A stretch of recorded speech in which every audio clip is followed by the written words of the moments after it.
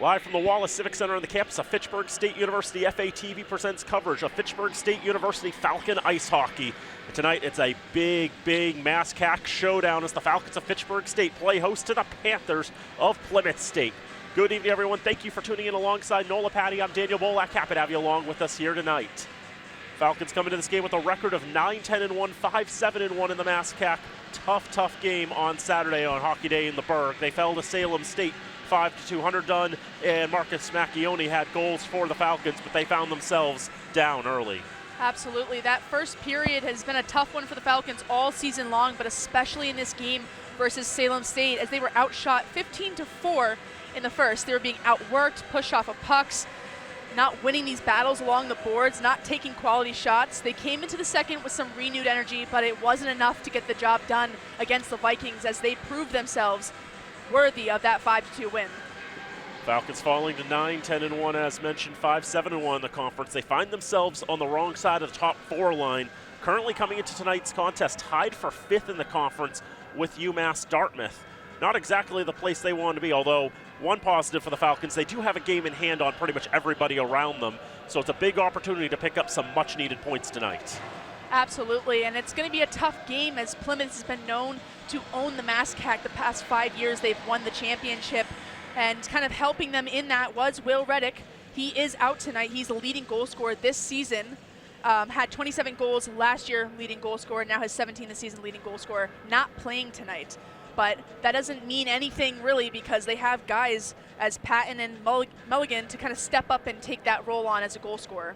Only 4 players on Plymouth State had played every game this season coming into tonight. We talked with head coach Craig Russell before the game, and he mentioned how a lot of the times due to injuries and illnesses, they've had to switch up the lineups. They've never really had the chance to ice the same lineup 2 games in a row, and this is going to be yet another night in which the Panthers have to make changes on the fly. Most definitely, and in the last game with the Falcons versus the Panthers, Nick Milhorn drew first blood in that contest, scoring in the first, and then the Panthers came back with 2 goals in that second. Falcons tied it up in the third and then ultimately lost it in overtime, but the coaching staff, the players, felt like they had a really decent game against the Panthers and were finally starting to able to crack down on some of their systems and kind of picking them apart. So it'll be a really exciting game to watch here in the Burg tonight, and we'll see which team can come out on top. Plymouth State 17-5, 14-1 in the MASCAC. Their only loss in conference play coming against Anna Maria back on January the 23rd.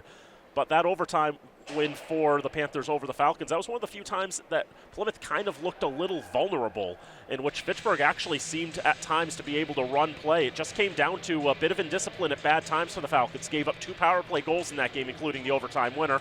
And even the 1 goal that they didn't give up on the penalty kill, they gave up 20 seconds after a penalty expired. Coming out on the ice, we can see number 29 in that Fitchburg State gold, Max Macchione. He's going to get the start in net for the Falcons. Has only played in 3 games this year. He was out due to injury earlier this season. He has a save percentage of .942 and a goals against of 1.88. So this should be a really great battle between these 2 teams, as Plymouth is known to be strong offensively, and the Falcons kind of had that identity of being strong goaltending-wise. It's kind of dipped off in this second semester of the season. It's something they've been looking at closely within their discussions, so should be a great game tonight. Fitchburg's always had the chance to play Plymouth tight. Even though Plymouth has dominated the rivalry in recent years, the Panthers have won 8 of the last 9 meetings, with that 9th meeting being a tie. But the Falcons lead the all-time, at least going back to 87-88. And for the Falcons, they've always had a chance to give Plymouth State a little bit of a tough time. So you never know what can happen tonight. It's going to be a very interesting one. A very motivated Falcon team looking to get back on track, and a Plymouth State team looking to continue their dominance in the MASCAC. We'll throw it down to Jim LaPointe for the starting lineups and national anthems right here on FATV. Tolerate inner grounds for removal from the site of competition. Please respect all athletes on the ice and enjoy the spirit of the game. Now it's time to introduce the starting lineups. First, for the visiting Panthers.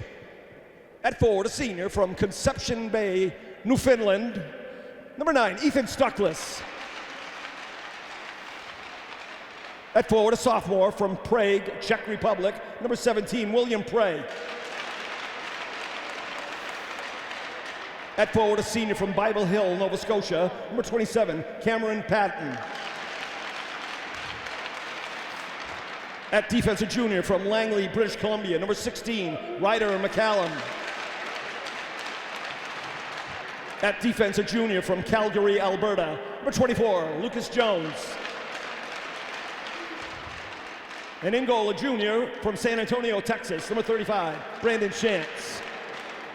Plymouth is coached by Craig Russell, assisted by Jay Launder, Eric Przipke, and Greg Dumont.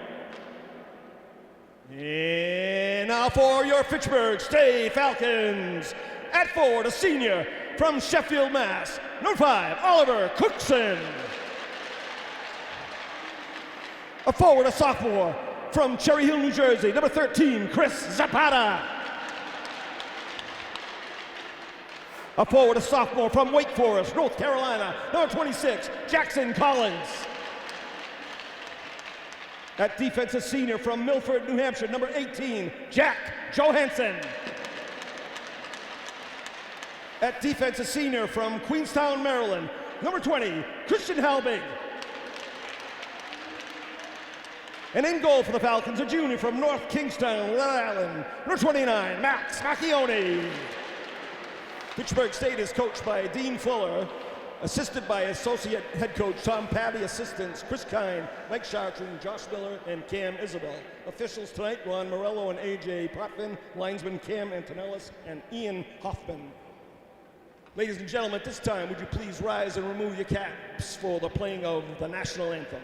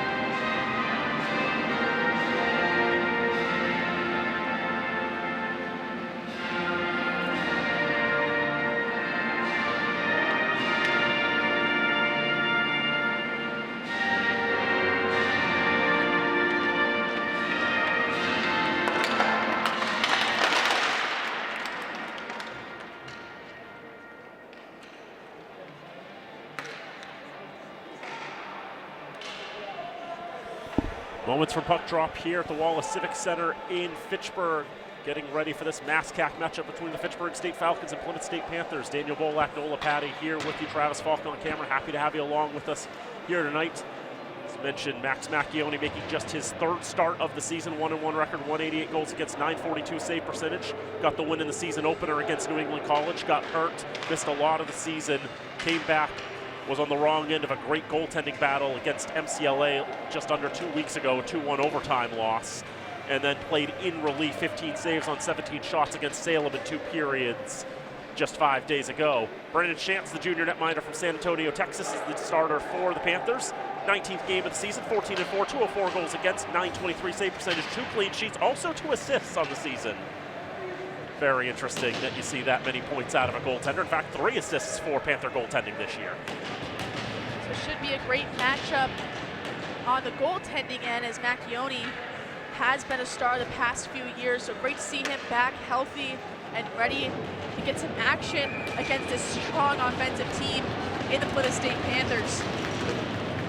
I'll tell you this, Max Macchione is not going to be desperately looking to make saves. He'll have plenty to make tonight. Panthers over 42 shots a game this season, 42.9 to be exact. They're in the road black uniforms with green pants and white numbers. They will go from right to left in this first period. The Falcons in the alternate gold uniforms with green numbering and trim. They will go from left to right. It's the only two teams in the conference that wear green. Doing battle here tonight at the Wallace Civic Center. Dumped in down the ice. Christian Halbig picks it up, stretches up ice for Mateo Orme-Lynch. Trying to feed him on the touch from Hunter Dunn, but taken by the Panthers. Now up the left side, Fitzy Zummerville. Thinking about getting a backhand shot off. Couldn't really get it cleanly away. Comes back out to the left point. Dante DePonio's shot is blocked right into the breadbasket of Eloan Orme-Lynch. Note that Eloan is wearing 11 tonight because they don't have a 33 in gold. You can already see this physicality coming from both teams, as this has been a rivalry in the MASCAC for as long as I can remember. Every MASCAC championship game has featured one of these two teams, and last year was the first time that it featured both of these teams. And obviously Plymouth State coming on top in that one as they earned their 5th MASCAC title in a row. This is the last time they'll be playing kind of in Fitchburg State while they're in the MASCAC. Maybe they'll meet up, in future seasons, but this is the last one that's really going to matter here to both teams. Yeah. We talked with Craig Russell before the game about it. He says, it hasn't really set in yet, but maybe it will, in future when they start going to rinks for conference games that they haven't gone to in the past, because the Little East, they're going to have 10 teams next year for ice hockey. A couple of teams that are pretty green in terms of a hockey that Plymouth's never been to before, and a few that they've been to before, but not as a conference foe. Just like how the Falcons got to go to Riviere earlier this season for the first time as a conference foe, and how they're going to Anna Maria, going to play down at Oregon and Auburn on Saturday in the next game for the first time as a conference foe. And Anna Maria, a team that has kind of seemed to be the kryptonite for Plymouth State, somehow able to break down their incredibly great systems and get the win the last 3 times over them. And really, and arguably last year and the year before, they were even better than they are now, yet Anna Maria was able to find a way past them both of those seasons. Those two teams will meet up again one more time. That's the only team that Plymouth has not been able to beat in conference this season. Still haven't had a shot on target in the first 2.5 minutes of this contest. Left wing corner, Nick Weber, Marcus Macchione there as well. Had a goal on Saturday. Good to see he's been back in the lineup last couple of games. So the Falcons now have 2/3 of the Macchiones back. It's a loose puck into the left wing circle. Nick Weber can't play it on. Falcons knocking it back into the defensive end for Plymouth State. Severi Salonen, who is a Finn. He is from Turku. Sophomore holding behind the net. Stretched up ice, down the ice it goes. Way too far for any Panther to obtain, and icing is the call. 2:55 gone in the first. No score, no shots. Kind of incredible that neither team has registered a shot yet. But for the Falcons, they felt like they had 2 really great practices this week. And talking with Coach Patty, he said, coming into this game, we really just need to have a strong first period. That's something that they've been lacking on this season. So we'll see who gets the first shot and possibly the first goal in the first period. Jack Johansson tried to have a go there, but his shot was blocked, cut down by Kobe Howitt. Dumped down the ice, and Johansson will get it, throw it around the boards for Cookson, near side. Try to flip it up for Zapata, intercepted by Moretti, taken by Collins though, as Moretti couldn't handle it. Collins throws around the boards, Brandon Shant settles it. This goes near side, Ryder McCollum. He'll go cross ice, far side. Peyton Shaley had the championship winning goal last year when these two teams faced each other in the MASCAC championship game. Out to the left side, here's McCollum. Wines fakes the shot, now getting ever closer, tries to shoot through traffic, doesn't navigate the labyrinth. Top of the slot, and a shot by Shaley is wide off the net. Off the side and off the backboards, McCollum tries again. That one doesn't make its way all the way through either. Strong traffic in front of the net's really preventing any good shooting opportunities. Still looking for a first shot on target in this game as we're past 4 minutes gone. There's an intercepted pass taken by Lucas Jones. He'll just dump in and take the hit. Falcons try to bring it up ice to the red line, no further than that. Taken by Cam Patton. He's one of the captains on this team. Pushed up ice. Will Prey, a player to watch. He's from Czechia. Mateo Orme-Lynch. Now back for Isaiah McKinney. He'll hold behind his own net. Falcons will take a breath. Stretching up ice. That pass misses the stick of Dunn. And from the wrong side of the red line, that will become icing. It's kind of great to see how many different nationalities we have on the ice tonight. I mean, NHL's starting off their Four Nations face-off. I feel like we're having our own here tonight in the Berg. So great to see so many players coming into our kind of state of Massachusetts and showing off their nationalities and kind of what they can provide to the sport of hockey. A couple of check-ins, a number of Canadians on this roster for Plymouth State. And of course, Alonen, who's from Finland. So from my count, at least 4 different nations represented by the Panthers. The Falcons have 4 of their own, as we know. Alex Falkenhagen from Canada, Declan Bronte from Australia, and 3 different Frenchmen, and Alexander Beauvais and the Orme Lynch twins, Mateo and Eloan, icing against the Falcons again. Had, what, 3 or 4 icing calls, but still we don't have a shot on target? I mean, this is exactly what you're going to want. Both teams kind of trading punches back and forth offensively, but, like, no shots on net. So I guess we'll see who can get the first one here, hopefully in the next few minutes. Another shot that was blocked in front. That one coming off the stick of David Matusik. Right side Matusik can't keep it in the zone. Here's Mateo Orme Lynch from the red line. Make sure to gain the red line. Fluttered in, and Chance will paddle that aside. We'll see if Mr. Jard or Mr. Lapointe want to put that on the board. They will. That's the first shot on goal. Matusik was thinking about winding up, had it poked off his stick on the near side. Somerville trying to throw towards goal, but nothing going there. Puck migrates behind the net now to the right wing corner. Jeremy Millette from the blue line. Backhand passes to the red. Millette makes a nice move, gets it into the zone. Another moves, tripped up a little bit. Now a shot on stay by Chance. It's the first real legitimate chance. And Chance sees the puck on his right pad and says, I'm going to just shut that down right there. And if you've been watching the Falcons hockey for this season, they really look like a new team right now. I mean, it just feels like there's some sort of renewed energy and motivation. They are sick of losing. It's as plain as simple as that. They are tired of having to face home games where they're getting off the ice and they're down points in the standings. So clearly they have a lot of built up anger in them that they're taking out on the Panthers right now. You can see it in how many hits they've had already and just how many shots they're trying to pepper on the Plymouth State goalie right now. 6 minutes gone, shots 2-0. Both shots in this contest coming off of Falcon sticks. Panthers have had some chances, just they've all been blocked out in front. Puck stuck on the side of the net, now they're jamming away. It's still loose, still available.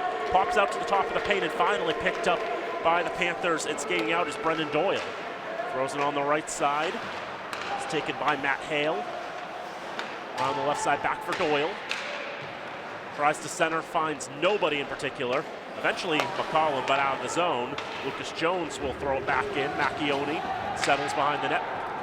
New legs come onto the ice for the Panthers. 13:23 to go first period, no score.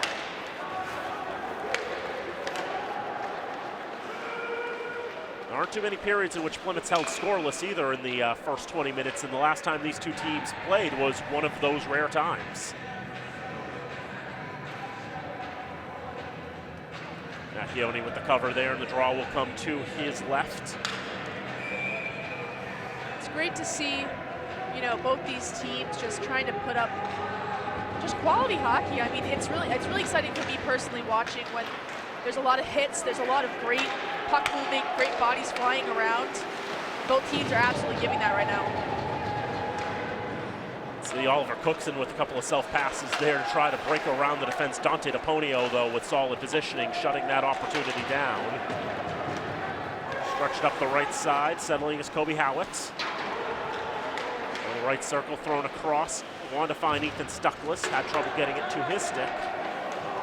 Falcons will pick it up after the battle off the board. Delayed penalty is against Plymouth. Falcons are going to have the first power play of the night with 12:36 to go in the first. They're currently 6th in the MASCAC with their power play sitting at 15.2%, 63rd in all of Division III.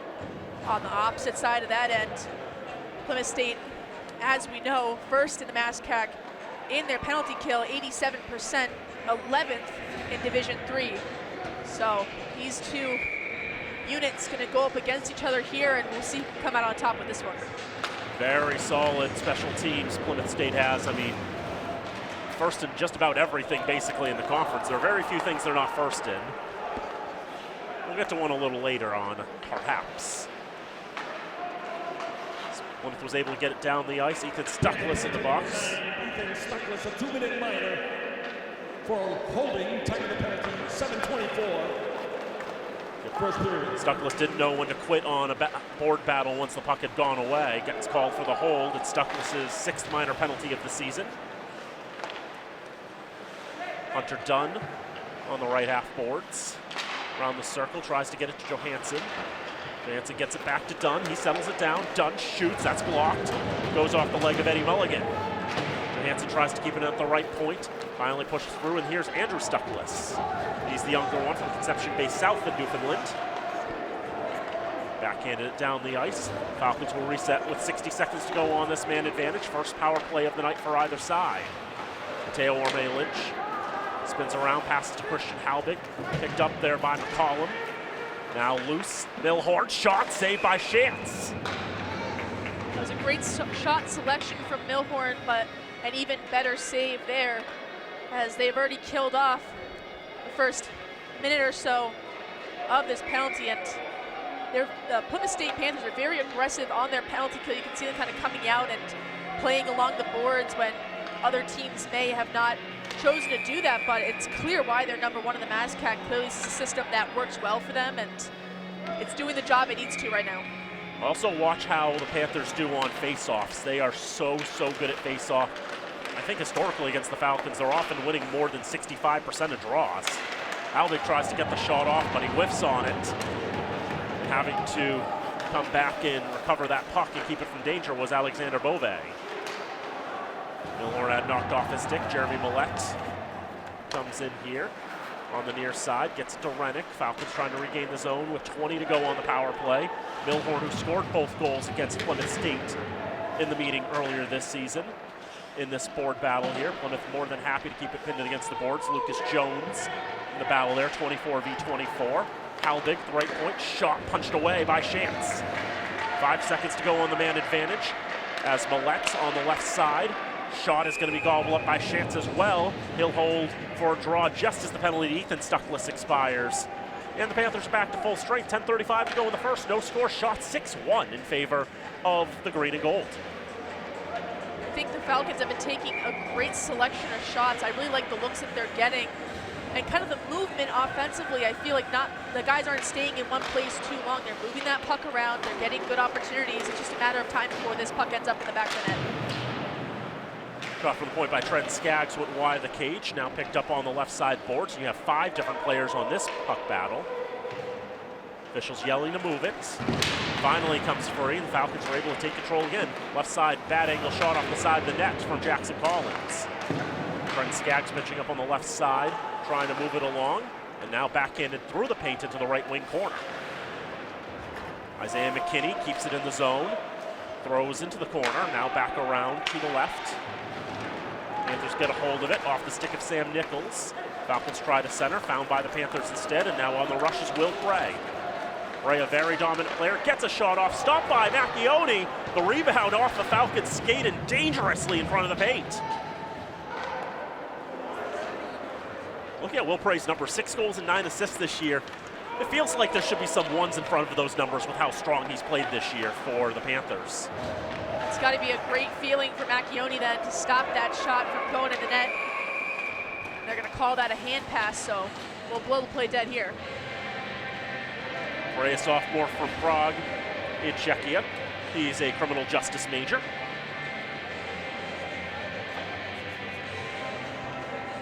Face-off is going to come to the left side of Macchione with 9:25 to go in the first.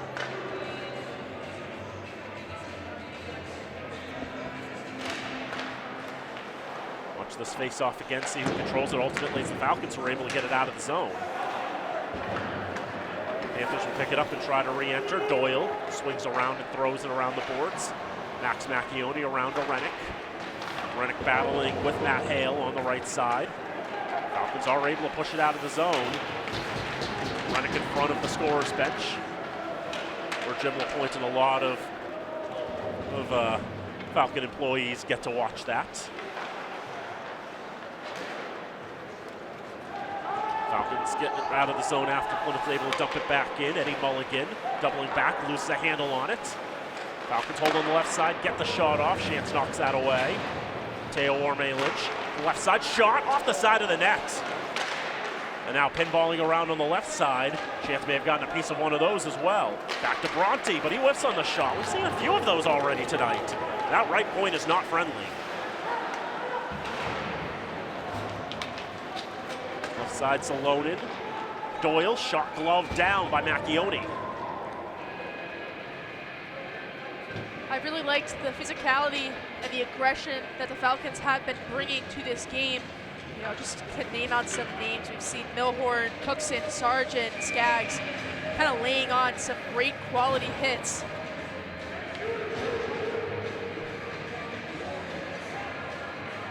The Falcons this week taking on the two top teams in the conference in Plymouth State and Anna Maria. A lot of hard work in front of them, but at least for the first 12 minutes of this contest, they've come ready to play.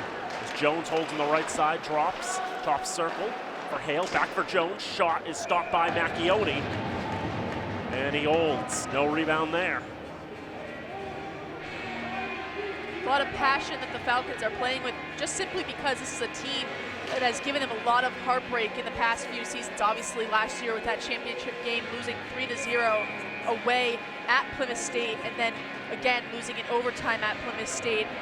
Plymouth State packs a pretty big crowd for their games, so not only was that atmosphere just kind of a tough one to be in after losing, but you know, they're looking to kind of take revenge here today on their home ice, and Plymouth is not going to let them get off that easy.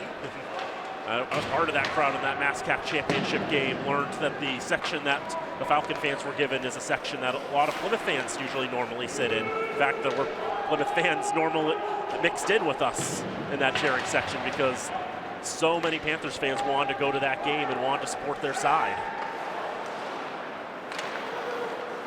Very interesting experience. Very nice rink up there in Hanaway rink in Holderness, New Hampshire, just across the river that separates Plymouth from Holderness.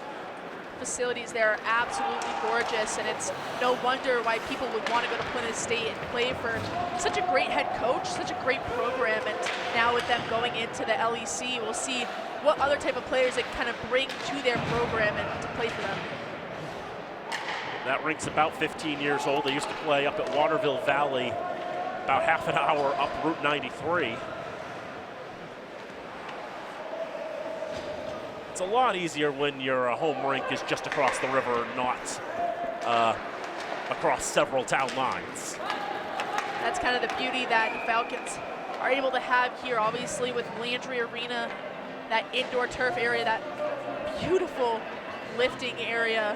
So Fitchburg State has some really nice facilities too. Both teams, I feel like, have kind of the top facilities in this area, and maybe even of D3. So great to see that they have a lot of great things to work off of.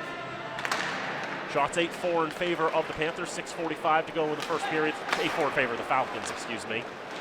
There's no score between these two teams. Maybe there's part of a muscle memory that was kind of assuming Plymouth would have the advantage in shots, but not so in the first 2/3 of this period.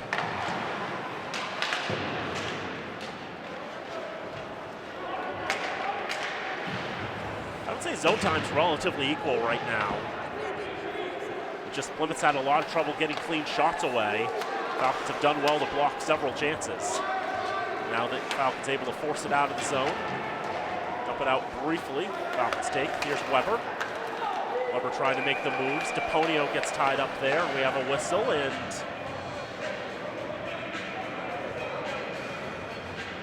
do I spot a penalty? I do. I think they're going to call him for the trip there on Weber.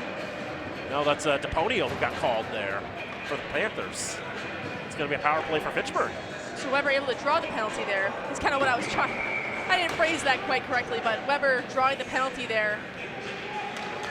The official looked like he was trying to signal a trip, but maybe something a little different, the leg tying and what have you. Anyway, it's 2 minutes in the box for Dante DePonio, senior from Trenton, Michigan.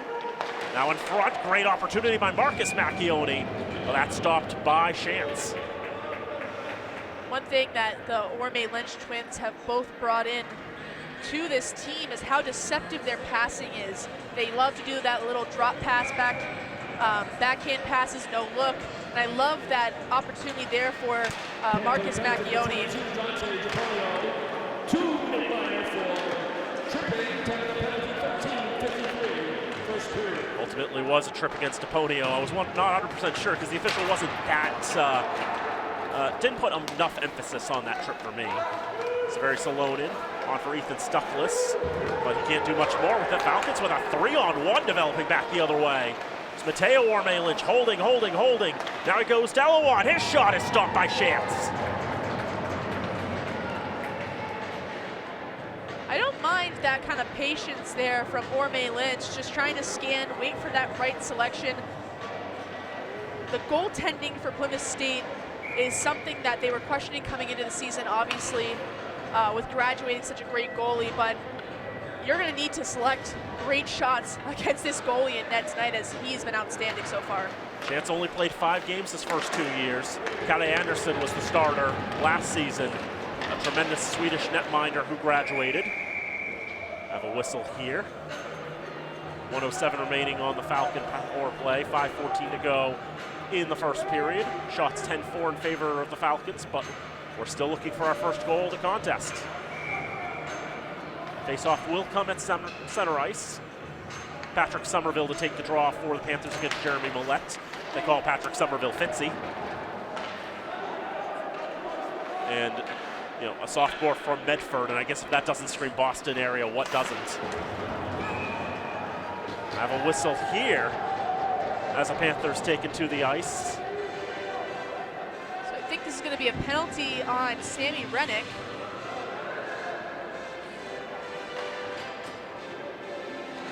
Slashing against Rennick. Just the second minor penalty taken by the senior from Salisbury. Now we'll have some 4-on-4 time.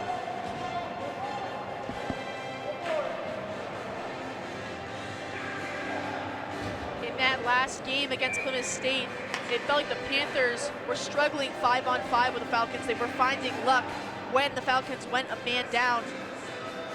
So we'll see if that narrative can kind of poke its head out today, or if something new will come out of that. 2-minute minor for slashing, 10-minute penalty, 14-59, first period. Last game against Salem State for the Falcons, they did not commit a penalty in that contest. And they've only been on the kill 7 times in the last 5 games. So they've been extremely disciplined. But based on the current run of play, they'll be conceding a 64-second power play to the Panthers in about 20 seconds time.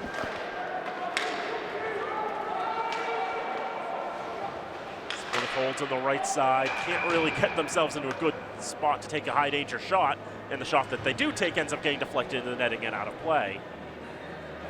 Okay, 66-second power play, that will come in 12 seconds. Once I've decided to correct my math. That's the accountability I try to bring you here on FATV. If I get my math wrong, I want to get it right. Because as a computer science major and 2-time graduate from this university, I can't get my math right. What are my degrees good for?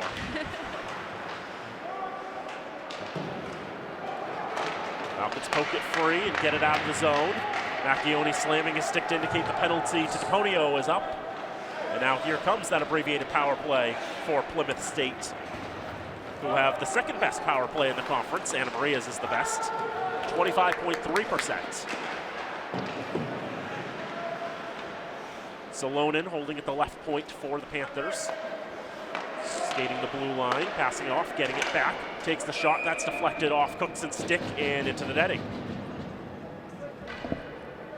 Penalty kill for the Falcons, pretty good so far, as they're able to force Plymouth to take the shots from wide out. We'll see what these last 43 seconds can ensue. Falcons killed just under 80% this season, 79.4. Not conceded on the kill in the last 5 games either. Salonen slings to the right side. Now hold the right point, that's McCollum. His shot deflects high over the net. Falcons pick it up in the left circle, try to flush it out. They try to center for Prey. That's ricocheting away into the stick of Salonen on the right side. His shot seen all the way by Macchione. and he'll take that and hold it for a draw. Great to see Macchione healthy and playing amazing out there. He has 5 saves on the contest tonight. Obviously, him going down with injury earlier in the season was really hard. Another thing that the Falcons are facing with is Mike Macchione out for the rest of the season due to injury in the last Plymouth State game. He's a big locker room guy, culture, he's a captain, great on the penalty kill and forechecking, and overall just an aggressive player that brings lots of energy to this team. That last clear out by the Falcons enough to kill the rest of that penalty off. We're now back to 5 aside with under 3 minutes to go in the first period. Still looking for our first goal of the contest. Falcons will win that puck battle behind their own net. Skated up ice. Toivo Kramer trying to move it along. You see the Panthers standing up strong in the neutral zone, really not letting the Falcons easily get into their end. That's going to break past everyone, but go down the length of the ice, and it will be icing with 2:29 to go in the first, although the Falcons do have 2 of the Macchiones back. Unfortunately, they're not going to get all 3, which is really quite a shame. Only 1 game this year that all 3 of the Macchione brothers were able to play together. That was the season opener against New England College. And it was a great win for the team, so something that, you know, all 3 brothers can kind of remember playing together and having just a great overall team win. Just unfortunate that Mike won't be back on the ice this season. Yeah. Wishing him very speedy recovery. Obviously, an ACL injury is a pretty major one. Oh, yeah. And of course, Not ACL, Achilles, my apologies. still just as bad. Yeah. And remember, Max last year got hurt against Plymouth State and suffered a season ender in that game. So that sent it to the Falcon bench. So the Macchione family not having the best of memories against this Plymouth State side. They might be happy to see the Panthers leaving the conference.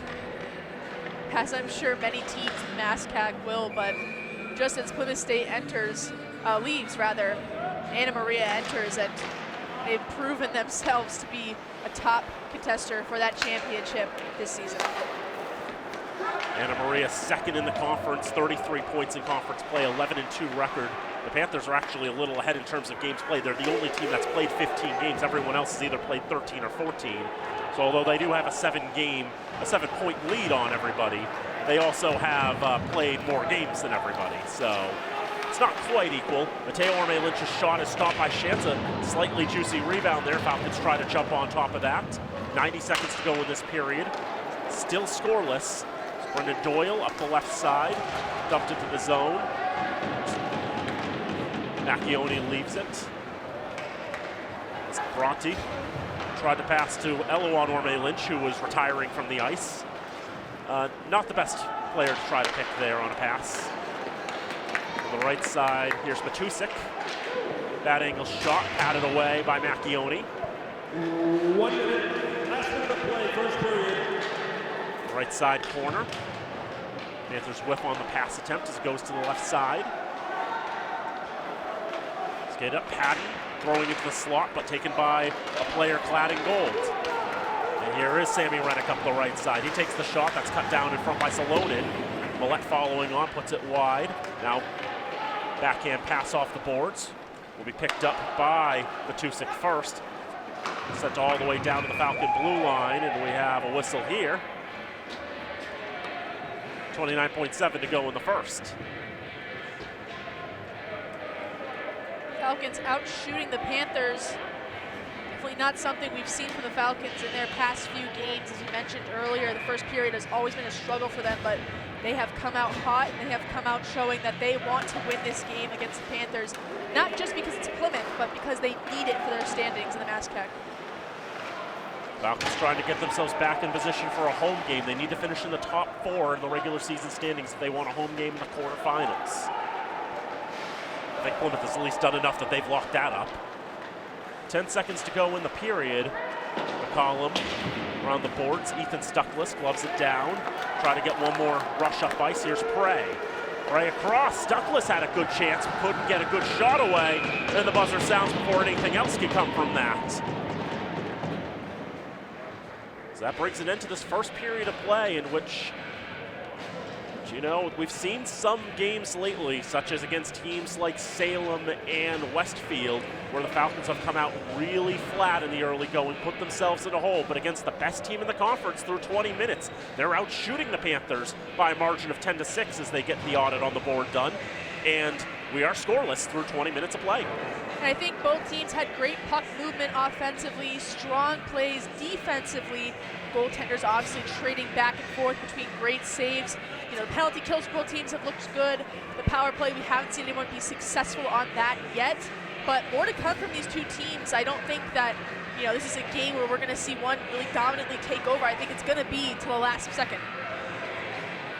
Relatively evenly balanced. Plymouth's had their chances, Fitchburg's had their chances, but through 20 minutes of play, Max Bacchioni and Brandon Shantz have said no to all comers. We're scoreless through one period of play. We'll take a break. We'll be back for the second period soon enough, so don't go away. This is Fitchburg State University Falcon Ice Hockey on FATV. Back here at the Wallace Civic Center on the campus of Fitchburg State University. One period in the books in this MASCAC match between the Falcons of Fitchburg State and the Panthers of Plymouth State. And we are scoreless through 20 minutes of play. Daniel Bolak, Nola Patty here with you. Travis Falk on camera. Always happy to have you along here on FATV. Falcons outshot the Panthers 10-6 in that first period and definitely played a much better first period compared to games past. Absolutely. I mean, I personally think that was one of the Falcons' best first periods this season. I mean, obviously that one where they scored 5 goals against Worcester State could be up there in the rankings, but their aggressiveness, their tending of the puck, and kind of making sure they're holding possession in correct moments, their patience with their shots, and just trying to get the best looks, it's incredible. And I feel like they really turned around their momentum. And this second period is going to be a test on if that was just kind of a first period fluke, or is this really the team that's going to show up tonight and to try to take down the #1 Panthers? One of the challenges has always been, can you hold a performance like this over a whole 60-minute game? Both teams definitely laying out hits. Both teams definitely playing tough with the puck battles in the corners. There are going to be moments in which the puck leaks free. There are going to be moments in which a team is going to get a high danger chance. I imagine inevitably we're going to see a goal or two. The question is, how long is it going to take for things? I mean, for this Panther team, they outshoot their opponents on average by over 16 shots a game. And only once this entire season has Plymouth actually finished with fewer shots than their opponent. That was back on January the 3rd when they played Hamilton at the Northfield Savings Bank tournament in Northfield, Vermont. That's Norwich University. That was a 4-0 win for the Continentals, who are one of the handful of teams that Plymouth's played this year that's ranked ahead of them. Top 10 in the NPI, top 10 in the USCHO poll. Plymouth has obviously been a very strong team and has only lost once since losing that game to Hamilton. That was January 23rd when they lost to Anna Maria. Falcons in the alternate goals, going right to left in the second. Panthers in the road blacks, going left to right. Dumped in around the boards for Jack Johansson against the boards now for Zapata. Flips it out and by out I mean out of the rink into the stands. Always got to keep your head on a swivel when you're on the ice and in the stands, as we do not have netting all around, so pucks flying everywhere. I feel like I'm on one of the Bruins commercials when they play in between whistles there. Yeah, I think that went right into the scorer's table there. Jim LaPointe waving his hand saying, I'm okay, I'm okay.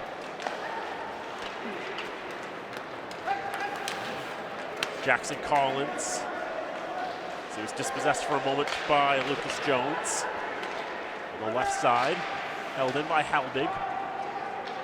Around the boards to the right side, Ethan Stuckless tries to get out of the zone.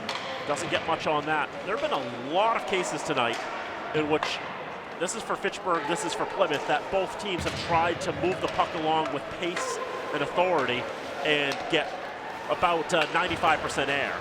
Luke Rea to the right side, Fitzy Somerville. With some stick work to keep that going to the left side. Falcons able to get it out of the zone. All the way back to David Matusik. Now up the right side here is Rea with a shot fought off by Macchione. Rea will take it back, go cross ice, but that's disrupted. Eloan Orme-Lynch with the active stick. Gets to Mateo. Go up the right side of the ice. Throws it past the goal, wide to the left to Brandon Chance. Down the ice to Trenton Skaggs. He'll go across. Nick Milhorn dumps it in. Chance behind the net. Pulling it right back along the right side boards, but kept in. Tried to have the sharp pass there, but that's knocked down, taken by Matusik. Skating up the left side, his shot ricochets off a stick and off the boards. Trying to get out of the zone, Severi Salonen. Pass that now intercepted, a shot goes wide. Picked up by Mulligan, throws in the left wing corner. Out of the zone, off Falcon sticks, it's in the direction of goal, and close enough to Chance that he doesn't want to take any chances, and he'll just play it along. Matt Hale on the near side. Off the stick of Andrew Stuckless. Stretched off, done. Got a touch on it around the red line. On the correct side, so no icing. And fresh legs will spring onto the ice for the Falcons. 17:35 to go, second period, no score. Only one shot in this period, well, two shots in this period, one for either side. I was gonna say one shot because it was 11 on the board at the end of the period, and then they audited it and changed it to 10. So now that they're back at 11 again, made me think there's nothing, but there's actually one. Brendan Doyle around on the far side for Nick Milhorn. Millette will take it on the run, but we have a whistle and a penalty behind the play.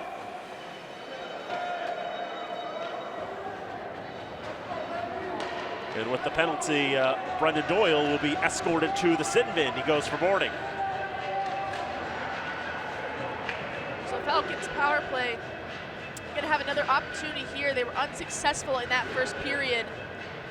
Weren't able to capitalize in this unit, but now we get to see Plymouth State's penalty kill in action, and it's number one so far. Falcons 0 for 2 on the power. One of those power plays was abbreviated, cut short by a penalty of their own doing. Panthers able to win the draw, dump it down the ice. Brendan Doyle, 2-minute minor for slashing. Time of the penalty, 2:49, second period. Give a slash instead. 2 minutes on the clock against Doyle. That's his 5th penalty of the season. There's Mateo Orme-Lynch with a shot. And that only stopped by Chance. Gather that in with the left arm. Chance standing 5'11", 170. He's from Texas, a business major. Played for the Texas Junior Brahmas in the NA 3HL. Sent down the ice. Max Macchione, 7 saves for him in this contest thus far. He'll leave it, 80 seconds to go on the man advantage for the Falcons, their 3rd power play of the night. Jack Johansson drops for Mateo Orme-Lynch. Up the right side around the board, Chance gets out of his net to try to stop it, can't get there. Eloan Orme-Lynch will take it instead. Eloan goes left side to right, now out to the point for Johansson, hops off his stick and out of the zone. Falcons have to scram and reset.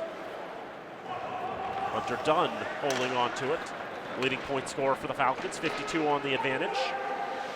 Keeps it to himself on the right side of the boards. Now being bothered there. Gets the pass out. Johansson back for Dunn. Johansson changing spots.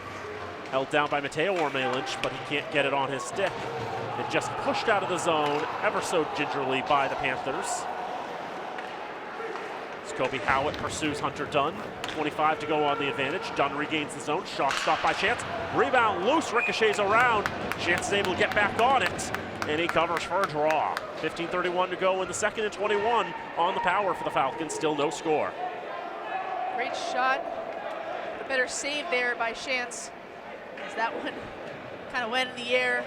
I feel the Panthers fans kind of take a little bit of breath in there, but that glove quick to save the day. And with 21 seconds left to go in the power play, some communication there from the bench of the Falcons telling McKinney to stay on the ice. He was going to come off, but nobody was going to be there to replace him. Skaggs on the left side, Alexander Beauvais. Through a lot of traffic in the slot, gets out to the right side, bad angle shot, goes behind the net. Beauvais back around the boards, past Milhorn and to Reddick. Penalty is up now. Back to full strength are the Panthers. Tried to hit the home run pass to Brendan Doyle, but came up a bit short. That was just a great stick there by McKinney to kind of break that play up. Left side, Matt Hale. Around for Doyle. It's fresh from the bin. Off the board, Zapata lost his stick in his skates. Doyle tries to throw it in front, tried to get a touch on from Hale. Doesn't make its way to Macchione. Here's Rennick. Up the left side. Nice curl and drag move. Keeping control of it. Pinball's around in front, jamming away at it. Chance was able to make a stop somewhere in there, and the defense did the rest. Now the Falcons just trying to get back. While the Panthers are changing lines, and now a high shot goes over the net. Sargent can't keep it in the zone, had to get around the linesman. And a late hit there by Hale. Slash Sargent on the leg for good measure. Peyton Shaley throws in left wing corner. Declan Bronte leaves it on the far side. Now here's Cookson. Cookson tries to backhand into the paint. Nothing going there. Sargent steps up, keeps that in the zone, all the way around for Salonen. Slings it down the ice and misses everybody. That goes for icing. 13:42 to go in the second. Shots in this period, 5-1 in favor of the Falcons. Still no score, though. Still the same great puck movement from both teams. I think the Panthers' defense has really been outstanding. This period specifically, kind of robbing Fitchburg State of multiple opportunities to get on the board first. But Falcons are right on that doorstep, and it's just a matter of time before either one of these teams gets a really great opportunity. That puck ends up in the back of the net. Falcons have definitely had a number of opportunities, really making Chance work. He's already made 15 saves in this contest. Again, Plymouth only gives up about 26 a game, so definitely on pace to blow past that. Again, it comes down to can the Falcons keep that up for a full 60. On the right side, Eloan Orme Lynch feeds it up for Milhorn. No, that's Albig. Christian Halbig, left side shot, stopped by Chance. Rebound pops loose into the paint and poked just wide of the cage. Didn't miss by a whole lot there. Floating past and Chance, I'm not 100% sure, knew where it was either. Falcons continuing to lay on the pressure. Left wing corner and a pass goes off the referee as they try to throw it back in the slot. Off a leg to Halbig at the left point. They'll throw it around the boards. Falcons need fresh legs on the ice. They'll concede the puck here for this moment. And they'll take advantage of Plymouth mishandling that pass. And now the Panthers can't change on their own side with another face-off coming to one side of Chance. So Falcons able to get a full set of fresh legs here. Panthers tired out there as they ice that puck. Timeout, Panthers. And because Plymouth has those tired legs, Craig Russell's going to use his timeout here with 12:31 to go in the second. Russell has had so much history with this program. Great coach, smart move by him. Bring your team together, start talking about different opportunities you can start to create and try to get some momentum going in your way. They're down on the board by shots. Not very characteristic for them. Falcons definitely giving them all they got right now. Now, we talked about this at the top of the show. Will Reddick, who is the leading scorer for this team, out tonight. And Colin Tracy, one of their lead defensemen, also out tonight. And you wonder, for Craig Russell's side, he must not have expected, 231 from halfway, and his side's only got 7 shots in this game. And like we mentioned previously, they do have other guys who can step up and score. Mulligan has 10 goals, or rather. No, you're looking at Connor Tate there, who's actually scratched too. So they have they're Ethan Stuckless would be, I think, the next guy you'd call up there with 14 goals on the season. Cam Patton, 10 goals, 22 points In fact, the Panthers now, with Reddick missing tonight's game, only have 3 players who played in every single game this year. They're all defensemen, too. Ryder McCallum, Dante DePonio, and Lucas Jones. Every other Panthers missed at least 1 game this season due to ailment, misadventure, or otherwise. So some of Plymouth's top goal scorers missing in action today. The question of could that be an effect on why they're down on shots? I guess we won't know until the end of this game. But still, it is definitely a little bit of a surprise the Falcons busted for icing there. That, this point in the game, Plymouth's low on the shot board. I'm reminded of a game a couple of years ago when the Falcons had Hockey Day in the Berg against Plymouth. And that was a game in which Fitchburg was badly out shooting Plymouth in the early going. But Plymouth was able to dominate the third period, tie it up, and force overtime, and then win in overtime. But one of the other interesting things about that game was that Plymouth team was so dominant. Every game that season, except for one, was won in regulation. That was the one game all year the Panthers did not win in regulation in MASCAC play. Chance has to play that along just to get it out of danger, as Fitchburg was able to take advantage of a rush. This play and some puck luck. Will Prey on the near side. We'll push it into the zone, try the self-pass. Nick Weber gets there first. Stretched up ice, and Marcus Macchione reaching out, stick on his left hand, able to nudge it forward into the zone, kill off any potential icing. Milhorn sends it around right wing corner. It's going to be met there first by Millette. Shot goes wide behind the nets. To the left side, and now picked up by David Matusik. It's the right side for Luca Rea. Dante DePonio. Macchione falls down. Officials say there's nothing there. Goes out to the left point. DePonio whiffs. We've said that, a lot of shots tonight in which players are getting far more air than puck. We've seen it at least 4 times from that spot on the ice. Players just really having trouble winding and firing as they'd like. Milhorn on the right side for Reddick, fighting off the traffic, bad angle shot. Now a chance, scores!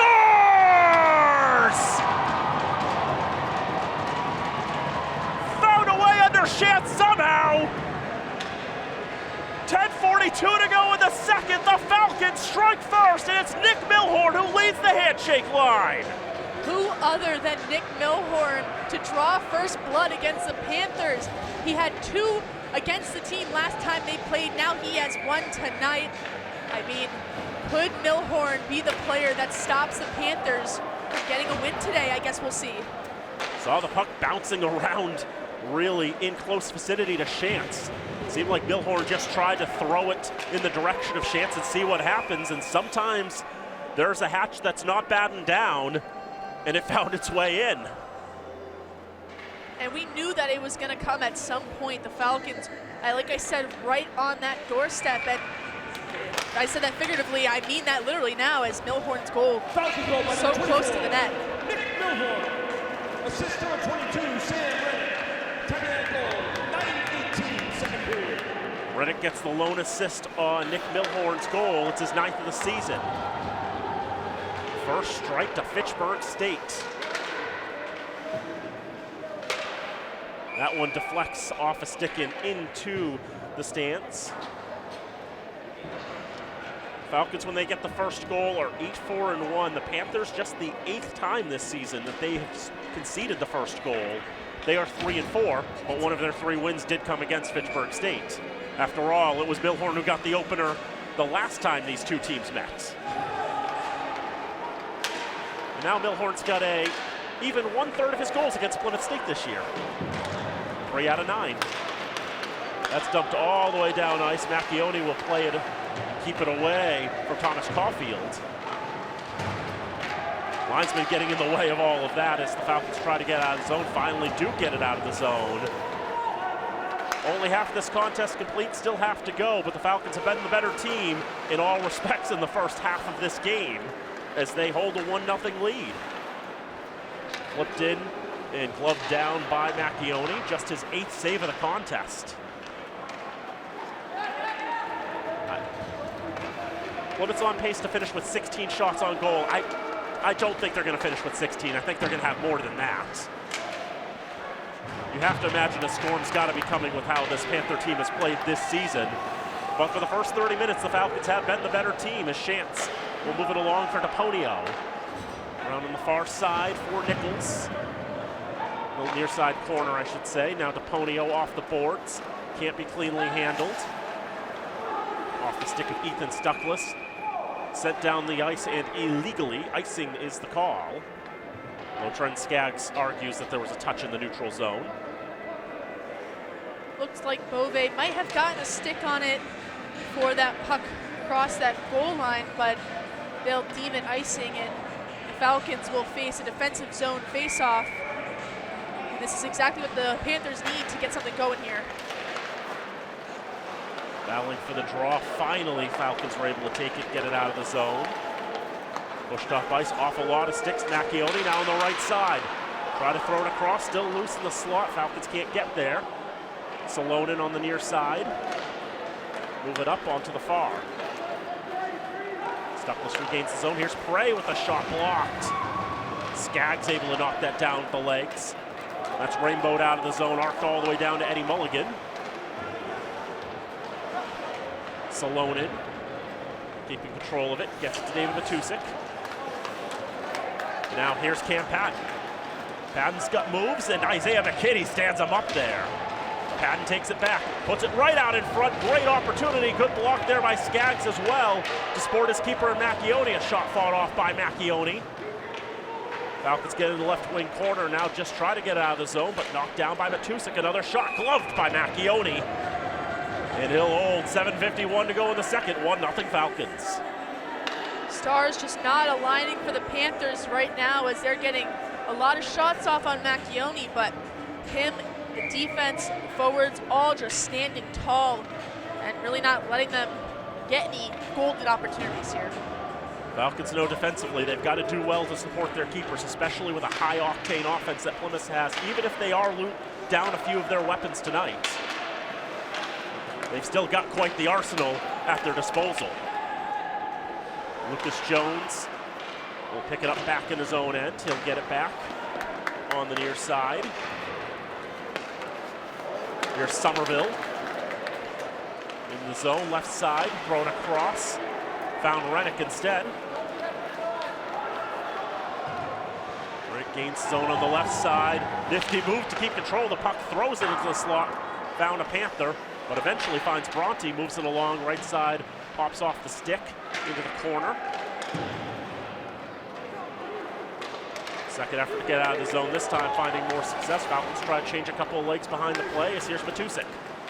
Tries to find Araya. Now there's the shot there that Macchione may have gotten a piece of. Maybe another Falcon got a stick on it. Anyway, it deflects into the netting and out of play. 6:58 to go in the second. 1-0 Falcons. See another face-off in the Falcons' defensive zone. The Panthers just trying to get something going here with the remaining minutes of the second. I don't doubt that they'll get some more opportunities, but as of right now, it's just not really hitting the mark for them. Shots 9-4 in this second period in favor of the Falcons, and they have the goal from Nick Milhorn. That one into the fifth row on the near side stands. Some Panther fans making the trip, 2 hours away down Interstate 93 and a number of side roads if you choose to take them.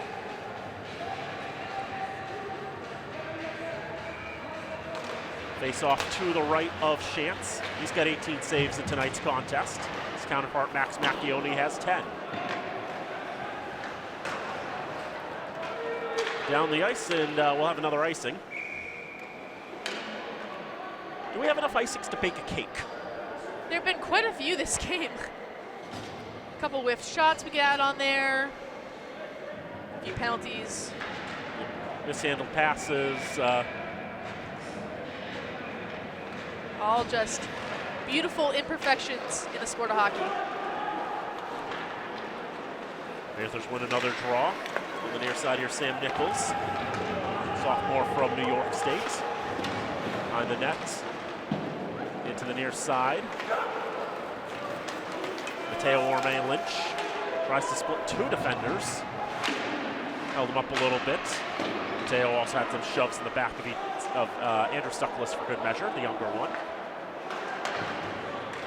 Held at the right point, thrown around the boards to the left wing corner. Mateo Orme-Lynch navigates around the official, gets to Halbig. His shot is going to be blocked. That was, I think it was Patton got in the way of that, or DePonio. That one makes more sense. Near side and out of the zone. Trent Skaggs back in his own end for Dunn. Falcons changing personnel again. Dunn shoots right side. That's off a stick somewhere behind the net. Fought for on the near side boards. Dug out by the Panthers, back to the Falcons D. They throw it up to Weber. He gets a stick on the right side, tries to turn it into a self-pass. Plymouth playing the body with the puck available. Get it out of the zone, goes off the Panthers' legs. Now here is Prey. On the right side, left the puck. Mulligan takes it, slings it towards goal, but it's off the mark. Left side, Salonen pinching up a little bit. A lot of pressure there. Alexander Bove playing the man in the boards. Patton shot. Armed away by Macchioni and into the netting and out of play. 11th save of the night for Max Macchioni with 4:53 to go in the second. Patton complaining about something to the official. Maybe he felt like he was being held up there after taking, or before rather, taking his shot. We'll have no call on the play. And with 4:53 left to go, Falcons with full head of steam have really started to take over this game. It's been surprising at times seeing how many times too Plymouth's been leaving the puck in spots and how they've not been able to handle passes. Milhorn shot for the top left corner and just missed the mark. He's had some success against this team, that's for sure. It's definitely not someone you want to leave wide open in the slot. Sophomore from Brownstown, Michigan. 9 goals in the season, including 1 tonight. The only goal that we've had in this contest. 4:20 to go, second period, 1-0 Fitchburg State. Rhea into the boards. Here's Declan Bronte, who will take the puck. Stretches up ice, gains the red, and throws it into the left wing corner. Severi Salonen hits Rhea up ice, but then finds the Falcons D. Blue line to blue line, ricochets off of Panthers. Zapata can't get the touch. Salonen forward for Somerville. They'll race forward to the left wing corner. Somerville wearing 37. He's the highest numbered player in this contest tonight. The shot by Jones is blocked down in front. Panthers do have Brady Morrison, who wears 44, but he is playing the role of Sternop, appearing in this game tonight. Icing against the Falcons.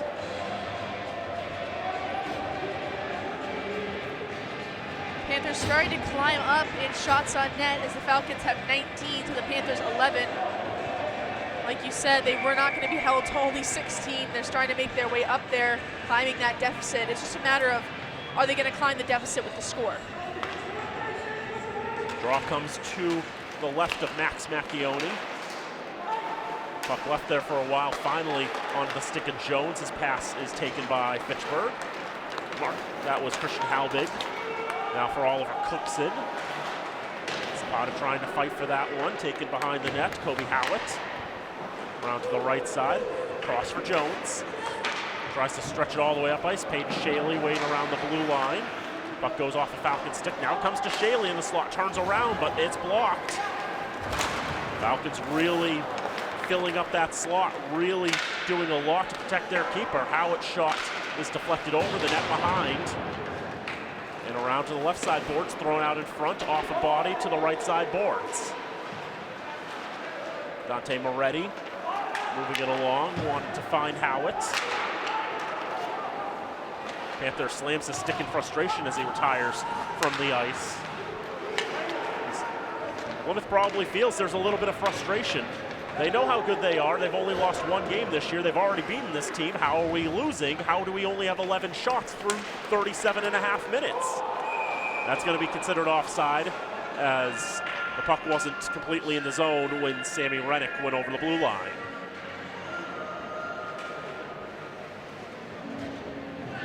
Overall, it's been a pretty exciting game. Both teams trading off opportunities, getting both fan sections kind of on the edges of their seat, but the Falcons have the upper hand so far. It's just a question of, are they going to be able to maintain it for the rest of the game, as they have about 16 of their 61 goals in the third, and Plymouth State has 38 of their 96 in the third as well. That's a scary number too, 96 goals in the season for the Panthers through 23 games. That is 4.36 a game. That's 6th in the nation out of 87 teams. This is a high-octane offense, and even if they are down some very strong goal scorers, this is a team that still has enough depth to punish you if you let them. Offside delayed against the Falcons. Did not properly tag up. We're not eligible to chase after that puck. Severi Salonen gains the blue, right circle, throws it across. Nobody's there for Plymouth. Now for the Falcon blue line out of the zone, but Andrew Stuckless never got the memo that the puck had exited the zone, and he'll be called for the offside. 2 offsides back to back there. I feel like the Panthers are kind of just watching them with their transitions up and down the ice and kind of their zone entries. I feel like there's a lack of communication there, and I feel like that could be from a little bit of frustration of being down against the Falcons. I think Fitchburg can really start to capitalize on that, shall they choose to do so. Falcons get it out of the zone. Rennick falls that puck to the near side. Keeps control of it. Top of the left circle.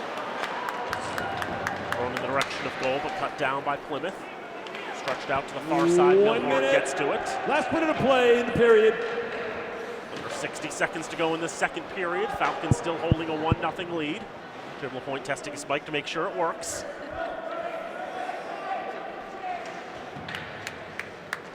Heard him loud and clear, at least over here.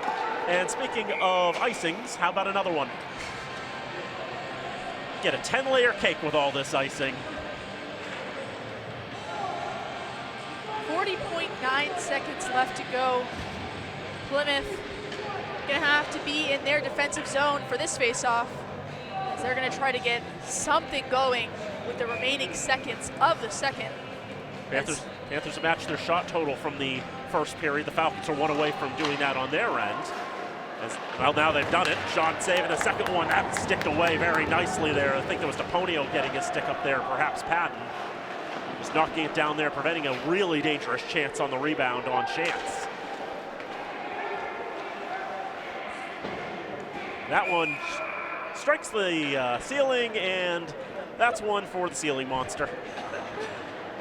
That one won't come down for the next, give it 15 to 20 years.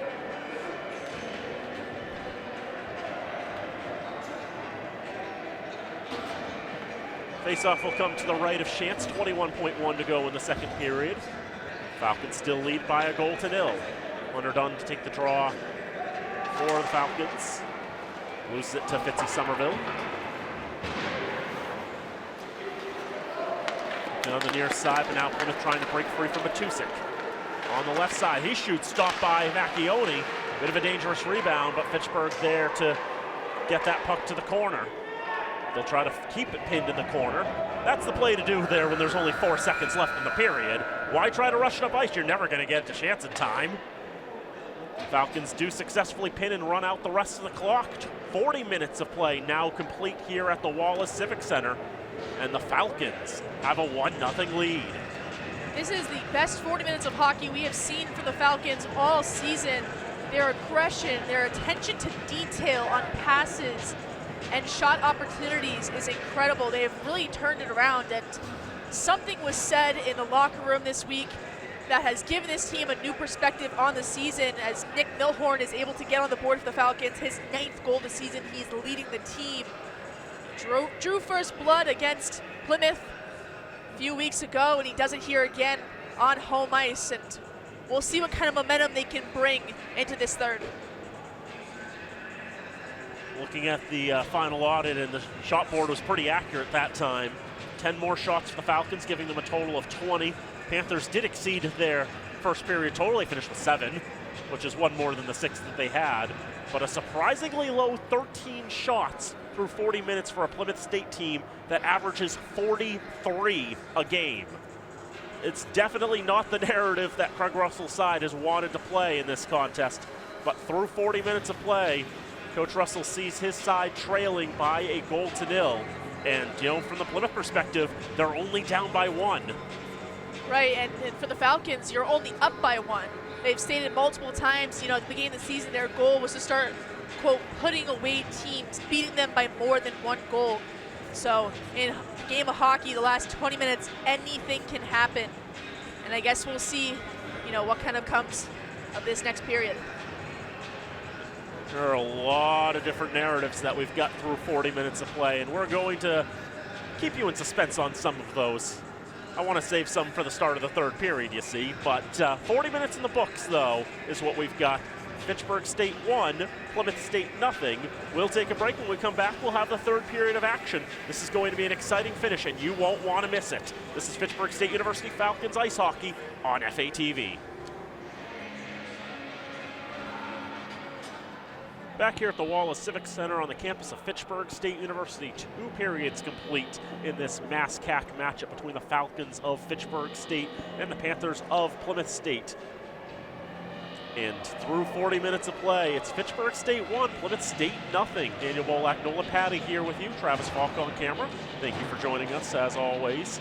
Falcons outshot the Panthers 10-7 in the second period after outshooting them 10-6 in the first, and they got what is currently the only goal in the game. Nick Milhorn's 9th of the season, just jamming away at it on the left side.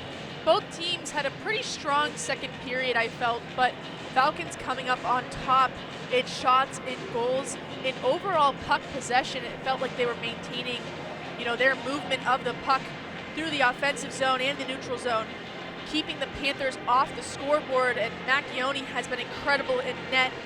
His defenders kind of keeping him with it, and then obviously the forwards getting after on that forecheck.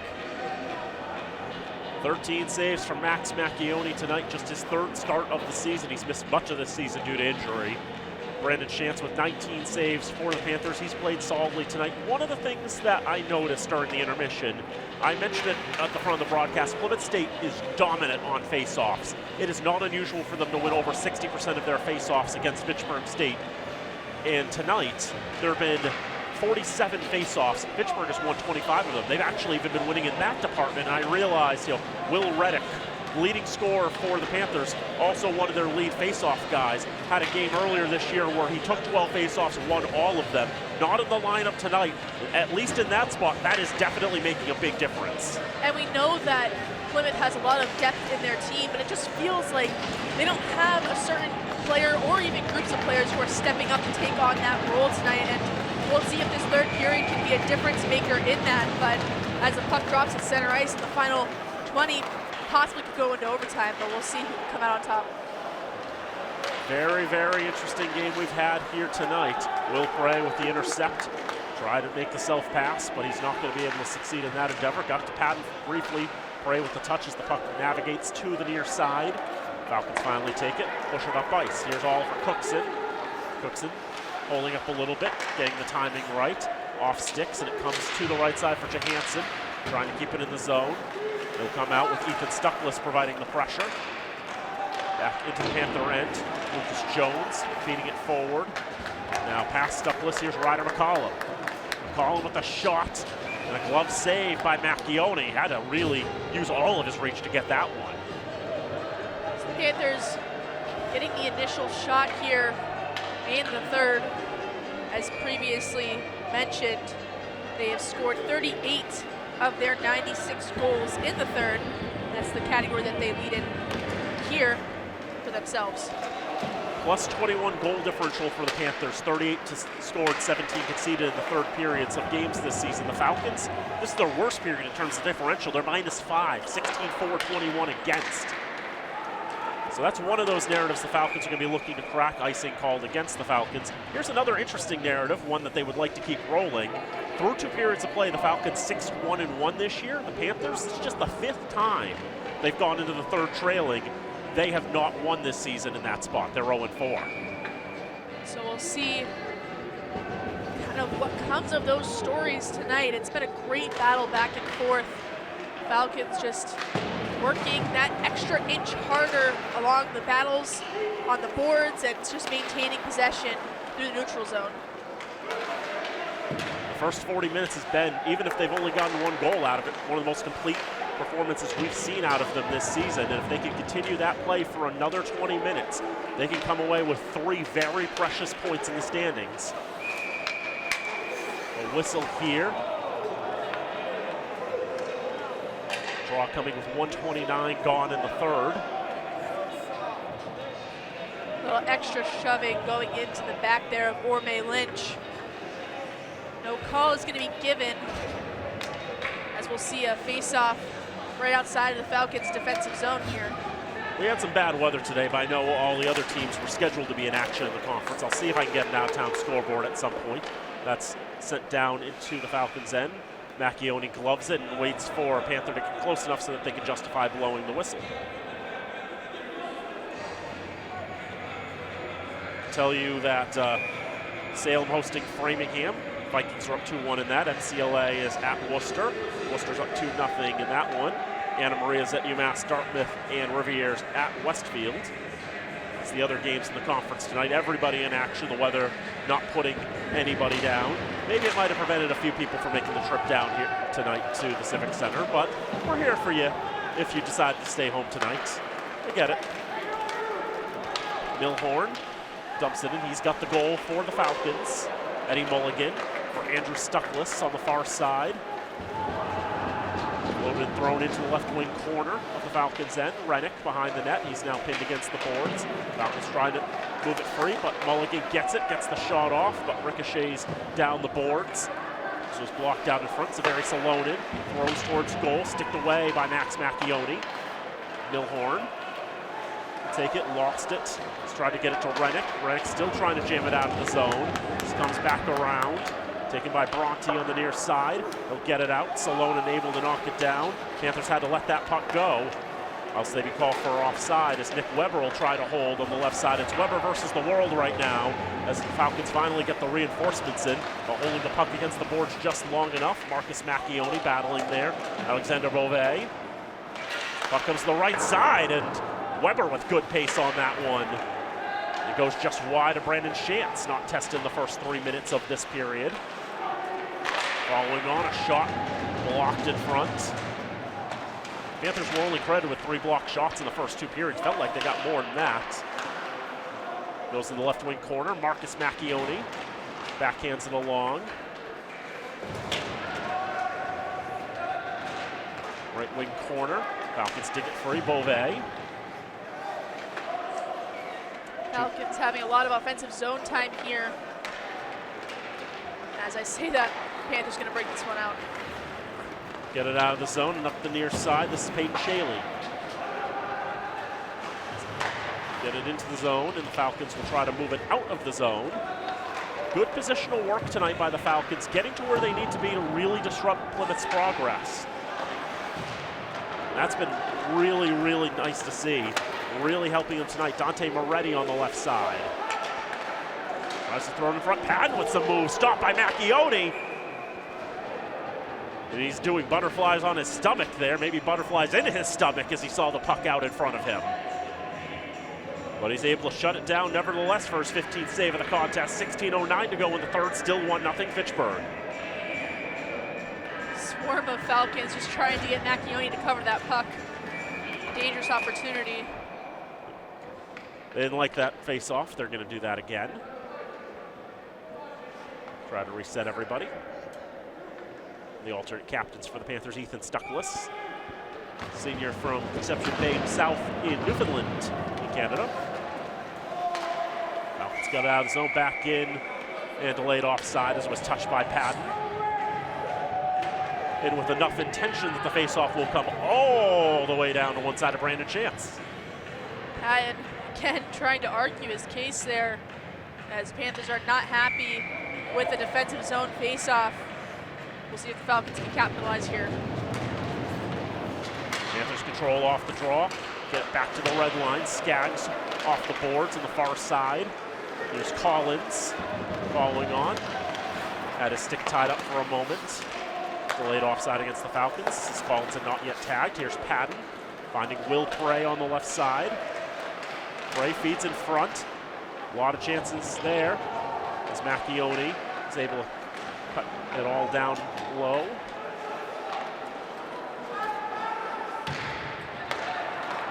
Finally poked out of the zone, and here's Cookson battling with Lucas Jones. A little bit of chicken winging there. Luca Rea.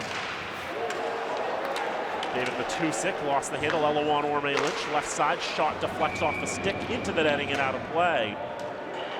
15-13 to go in the third. For Falcon fans, it'll feel like this 20 minutes is just going by at a snail's pace. Absolutely, and the Panthers trying to climb up in that deficit with shots on goal as they're only down by 5. So close to that 16 mark that we've been talking about a few times tonight. Doing a little better in terms of the shots. They're still well below that 43 that they generally average a game. As we mentioned, they've only been outshot once in a game all season long. I believe Hamilton held them to just 20 in that game.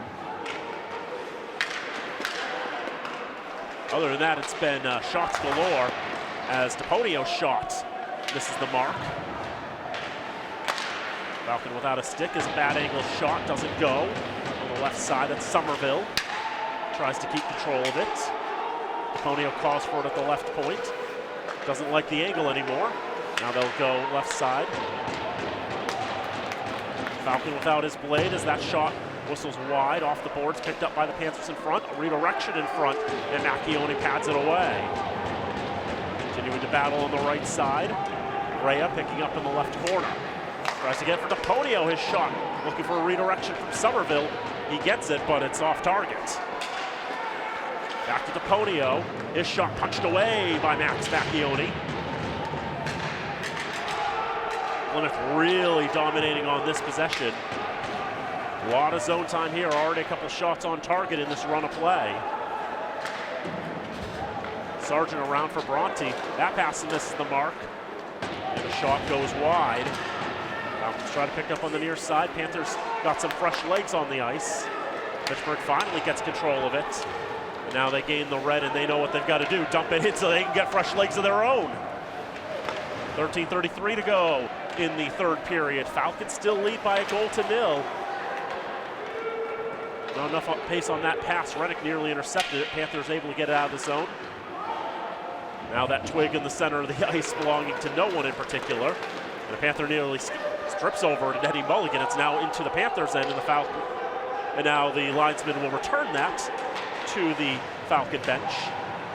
It'll go back to its rightful owner, and now we don't have any more loose paddles on the ice. Falcons still looking for their first shot of the period. Panthers have already found 4. There's a shot in front. Panthers looking for the redirection. Wanted to get that from Hale, but he could only stick it down to his skates and not towards Macchione. That one goes off the leg of Andrew Stuckless, high in the air, misses the ceiling by 2 feet. Mulligan for Andrew.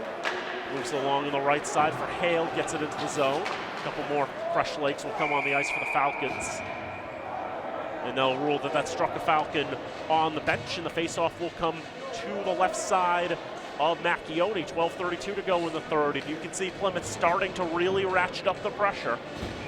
Absolutely, that last offensive possession for them was a long one as Sargent lost his stick. You can see the Falcons fans in the stands just holding their breath, praying the Panthers wouldn't get a goal, but Falcons stood strong and held their own there. McCallum with the shot, wants the redirection. Puck goes just wide to the right. Didn't miss the net by very much. Puck will go down the other end and icing against Fitchburg State.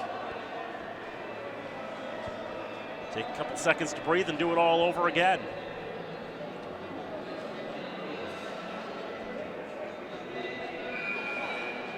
As I said, this third period is going to feel like an eternity. Still 12 1/3 minutes to play in regulation time. Falcons still leading. The delayed call coming. It's against Fitchburg. It's going to be against McKinney for the hold, I have to imagine. And that's just unfortunate for the Falcons. One thing we talked about with them earlier this season is you got to stay out of the box against Plymouth. That is definitely where Plymouth had the upper hand with that overtime win last time they played them, and even in that championship game last season. So Falcons go on the penalty kill here, and we'll see if this unit can try to get something going. Panthers had a 66-second power play earlier in the contest. Falcon penalty number 25, Isaiah McKinney. Falcons were able to kill it off. For holding, time of the penalty, 7:48. McKinney's 10th penalty of the season as that shot whistles wide. Salonen out to the left side.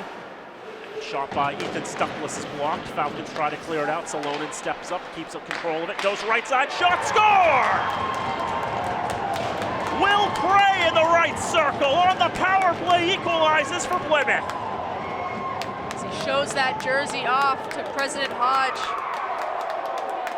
letting him know that the Panthers are not going anywhere just soon. So we're tied up here. 11:47 to go in the regulation. We knew it was going to come at some point tonight, and weirdly enough, it's going to come in the third. Saying Will Prey is one of those impact players. The sophomore from Prague in Czechia gets his 7th goal of the season. And we are level at 1. After all, it was Prey who scored twice against Fitchburg State in the first meeting between these two teams, including getting the overtime winner. So, if anything, the goal scorers in this contest have been the usual suspects. David Matusik with the shot glove down by Macchione, and he'll hold. It's an exciting game. You're not going to want to leave us too soon, because these next 11 minutes and 22 seconds are really going to prove what team was greater tonight. Assists on this goal are going to go to Ethan Stuckless and Severi Salonen. On the goal by Will Prey that ties the score at 1. Callum keeps it in zone.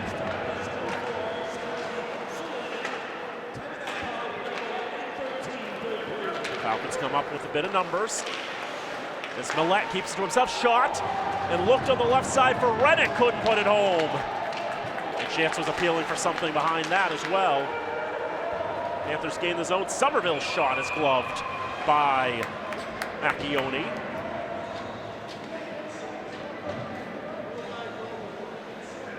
That last rush there for the Falcons, really the first time they've had a legitimate shot on chance in this game, in this third period. Not in this whole game, obviously, but. Panthers leading in shots now, 22 to 20. They've definitely kicked it up in this third period. And as for the Falcons, that's definitely something to be cautious of, as they're going to come in hot.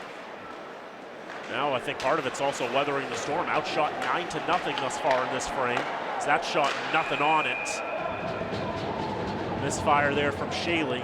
Macchione has one of his easier saves of the night, and he'll take no chances covering that up for a draw. I think continuing it with this game, both teams really need to stay disciplined. Obviously, you know, Panthers were able to strike on their power play, but the Falcons unit, shall they give the opportunity to go to work? We haven't seen the best from them yet. Zapata throws it into the left side corner, held down by Sam Nichols.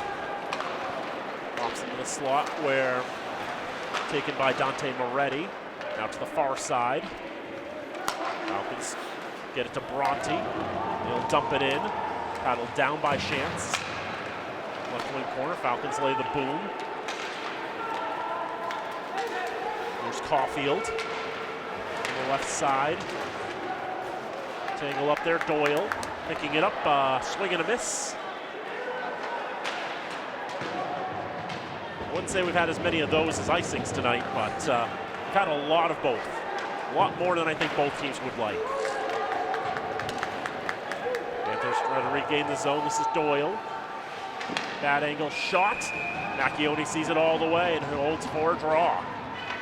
9:45 to go in the third. Shots in this period are 11-0 in favor of Plymouth, and they've equalized to make it a 1-1 hockey game. And coming into this game, the Falcons knew it was not going to be an easy test As they went up by 1, they knew they weren't safe, and Plymouth took that 1-0 lead personal and decided to get one on the board of their own. Another save for Macchione. Now 12-0 the shots. I'd mentioned back to that game a couple of years ago on Hockey Day in the Berg, in which Fitchburg dominated the first 2 periods, but Plymouth completely took over in the third. So got their numbers up where they needed to.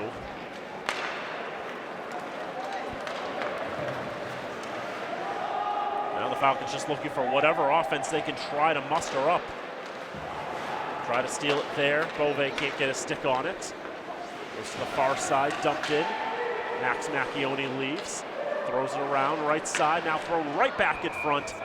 And Macchione had to get back to his net quickly. So he didn't get as much time as he probably would have liked to breathe there, but he's able to fight off that shot, putting it into the netting and out of play. Now he's really been going to work. He's faced 13 shots in 40 minutes. He's faced 13 shots in this period. Panthers definitely picking it up offensively, just trying to get this game under their belt. Panthers want to get one step closer to another regular season title. Been a long time since the road to the MASCAC championship hasn't had to go through them.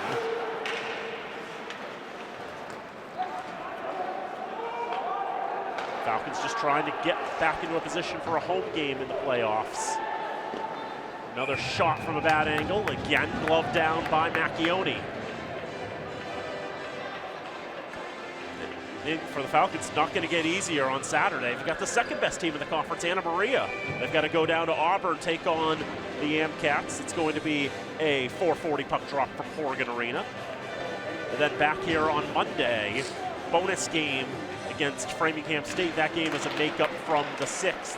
That was supposed to be at Loring. Apparently the Rams couldn't get ice time there, so it's going to be in Fitchburg instead. That'll be a 4:30 start on President's Day. I was going to say Patriots Day, but we're a couple months too early for that. But we'll have the coverage for you nevertheless.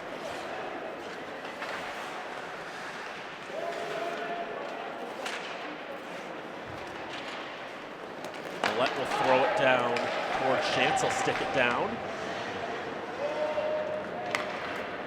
Plymouth will hold. Both teams will take the chance to change up the lines, make sure they've got the personnel they want. Lucas Jones, Ryder McCallum. Now he'll retreat behind the net.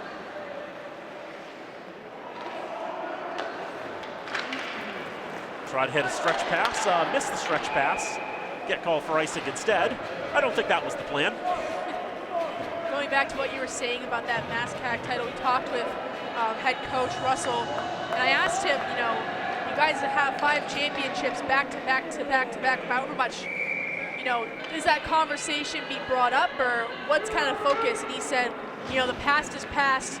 We're focused on this season and winning the championship again, but we don't really care about those 5 ones if we don't get it here now. The last time that Plymouth State was not the MASCAC champion, that was 2018.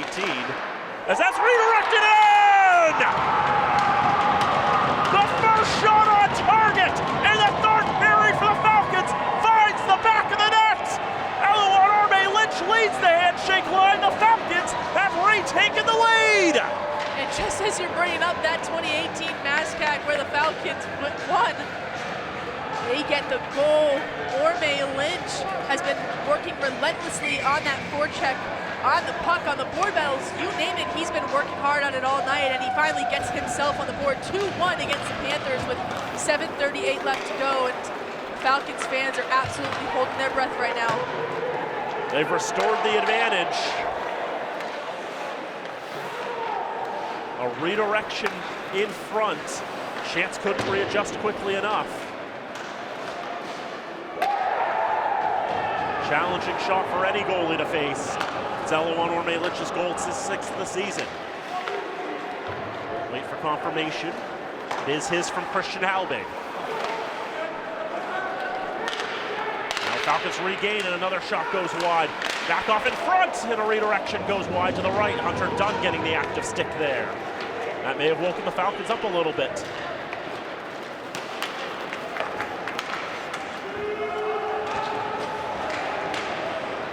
Bumped in and now into the near side. Doyle tries to win that one. It's thrown down the ice. Won't be ice, and the Falcons will win the race by plenty. And Chance will throw it around the boards to the right side. Milhorn trying to throw it back towards goal. Misses the mark as Chance is trying to retreat back into his cage. Active stick takes the puck off of Eddie Mulligan's blade. Here's Sammy Rennick. Rennick feeds in front! Great chance, but it goes behind the net. That was Milhorn there. Looking for another. Already 3 goals against the Panthers this season. Millette to the left side. Mulligan trying to clear it down the lane. Land at the Falcons' blue line. 6 minutes to go in regulation time. It's 2-1 Fitchburg State. Nick Weber on the right side. Off of Beauvais. Comes back to Weber. Salonen's there as well for Plymouth. Tripped up there. Play on, says the officials. Andrew Stuckless trying to feed Brendan Doyle. Back in, a blast on the right side, whistles wide. Falcons can't get it out of the zone. Another shot off the line to the right side. Falcons will follow on, and here's Weber. On the left side, Marcus Macchione. Into the corner. Pinned up there, 2 different Panthers trying to win that battle. Marcus may be the youngest Macchione, but he is the biggest, 6'3". Carries his weight well. 220 pounds. Ethan Stuckless, there's another whiff. We've seen so many of those tonight. Ryder McCollum, that's blocked. Macchione scrambling there. Max trying to track that puck as it comes back to the right point. Shot through traffic, stopped by Macchione.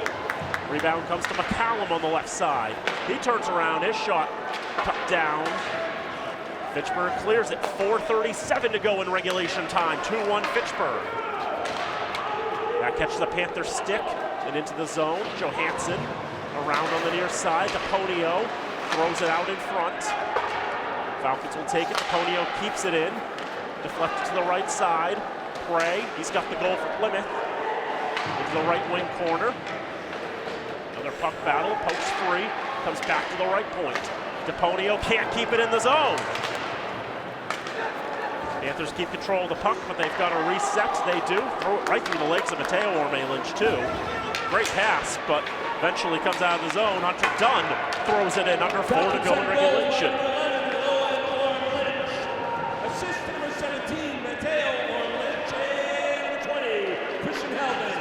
Technical 12-22, third period. Eloan Orme-Lynch from Mateo and from Christian Halbig. Falcons back in front, but you can see the urgency with both sides as they play on here. 3.5 minutes to go in regulation time. The Falcons lead 2-1. Tensions rising in the building as you can just feel this sense of anxiety, both from the Panthers and from the Falcons. One team trying to get it going, one team trying to keep it alive. Dumped in, Declan Bronte, a blind pass, missed everybody. Doyle takes it and he tries to make the same pass. Lucas Jones just barely keeps it in the zone.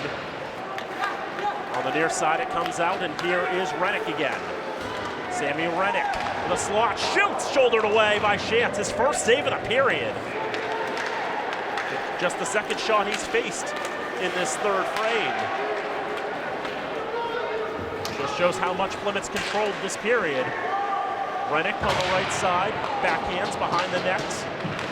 Falcons trying to float it out, but there's nobody there. The positioning's not quite where they'd like it to be. Plymouth trying to transition, having a bit of trouble. It's been so hard to corral that puck tonight. Whatever piece of vulcanized rubber they're using, it's been hard to handle. Ethan Stuckless, left wing corner. Jack Johansson pins him up. Jeremy Millette will take the puck. Try to move it along, taken away by Prey. His shot misses. 2:05 to go in regulation. Here's Jones on the right side. Pass mishandled by the Panthers. Falcons get it out of the zone, down the ice, a race for it. It's never going to get to the goal line, and Marcus Macchione was first to arrive anyway. Brandon Shantz asks his coaching staff, when should I come off for the extra attacker? Is it now? He's thinking about it. He's coming off for the extra attacker now. 6 skaters on the ice for the Panthers. Falcons try to get it out of the zone on the shot. Right side, saved by Macchione. Loose in front, jamming away at it. Macchione on his back. He kept it out. Oh, wow. Excellent, excellent job by Macchione. Just throwing his body on the ground to keep this puck out of the net. As he'll get some taps from the fans behind the glass. And oh my, 1:30 left to go. Falcons lead 2-1. So we're gonna get some line changes going, and I almost wonder, is this the time to call your timeout if you're Fitchburg? Or don't give Plymouth any more chance to breathe? it's a net opportunity for Falcons. 6 skaters on the ice for Plymouth State. They're trying to tie this game. Salonen battling to keep it in. Here's Zapata on the left side. Tried to backhand it towards goal. McCallum got there, stole it away. Over Cookson puts it wide of prey. Cookson tries to get back to it. All the pressure, but Will Prey was there as a deputy goalie and just put enough presence there that Cookson couldn't put it past him. Salonen gains the zone, tries to keep it going, tries to go all the way out in front. Macchione not letting that go by. We're in the final minute of regulation. Shot through a lot of traffic, never made its way through. Falcons can't get out of the zone. Penalty! Zapata takes a shot up high with 43 seconds to go. In that game against Plymouth State, with the remaining few seconds when the Falcons had it tied up, Zapata got a penalty and was in the box, and then that kind of led to when Plymouth won in overtime. Now we're kind of seeing the flip side of that, and he's going to be ejected from the game. 43.4 left to go. Falcons trying to make any moves they can to solidify this win. It would be monumental. Timeout, Fitchburg State. Falcons will call their timeout with 43.4 remaining. Saveri Salonen expelled from this contest. Clearly something he said after he got the penalty there. But he sent Zapata to the ground. The arms came up immediately and had to be absolutely beside himself. And I mean, I just can't begin to imagine what Coach Fuller is saying to these Falcons right now. And it has to be something impactful that's really going to get them through this next 43.4. They have, the rest of this period on the power play, and should they capitalize here, that's the insurance goal they need. The most important thing, though, is make sure Plymouth doesn't get any opportunities. And if they get the offensive zone, chances coming straight off to try to at least even up the skaters. Remember that the Panthers on the kill can at least dump it down the ice. They don't have to worry about icing here. Sam Nichols is going to skate over to the box. He's got to serve Salonen's penalty now that Salonen can't serve it himself from the locker room.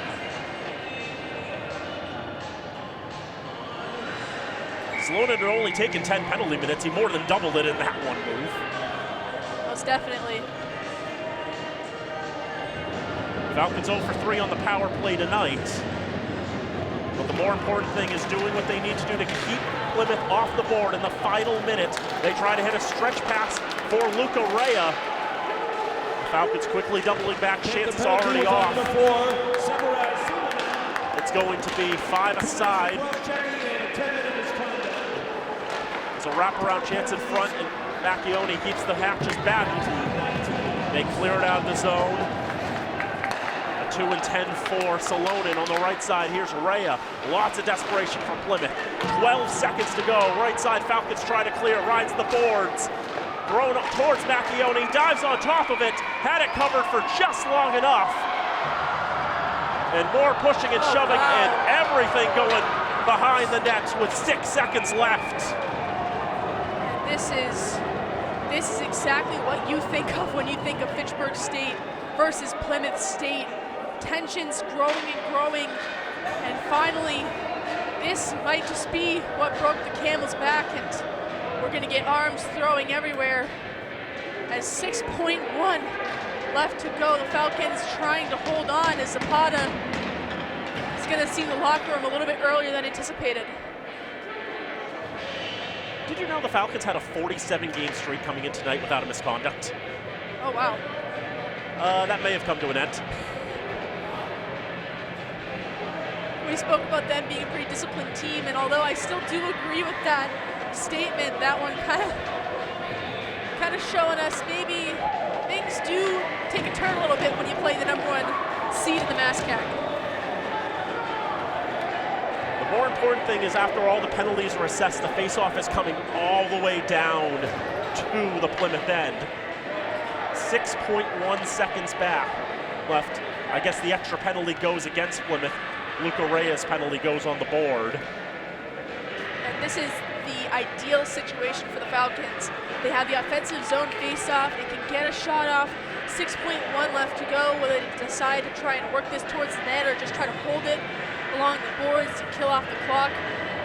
But they can absolutely start to feel themselves.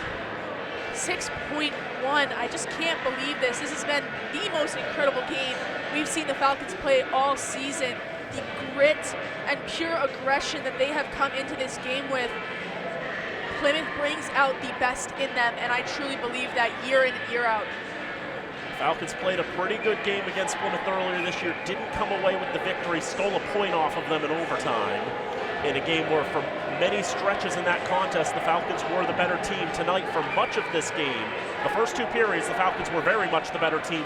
For this 3rd period, Plymouth has been the better side. They've outshot the Falcons 16-2. They tied the game up on the power play. The Falcons' first shot on target in the period, a redirection from Eloan Orme Lynch, found the back of the net. So we're going to have some discussion between the official and Coach Russell, as he wants an explanation probably as to why the faceoff is in his defensive zone. In the end, after the penalties were assessed, the extra one was against Plymouth, so they're also arguing it should be 3 skaters or 4. Maybe they were asking if Reyes' penalty is up there erroneously, but they're saying, no, you really should only have 3 skaters.